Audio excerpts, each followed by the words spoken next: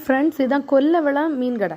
இது எங்கே இருக்குன்னா தக்கலை பக்கத்தில் இருக்குது. காலையில் 7 மணிலேருந்து 9 மணி வரை கடை இருக்கும் பார்த்துடுங்க.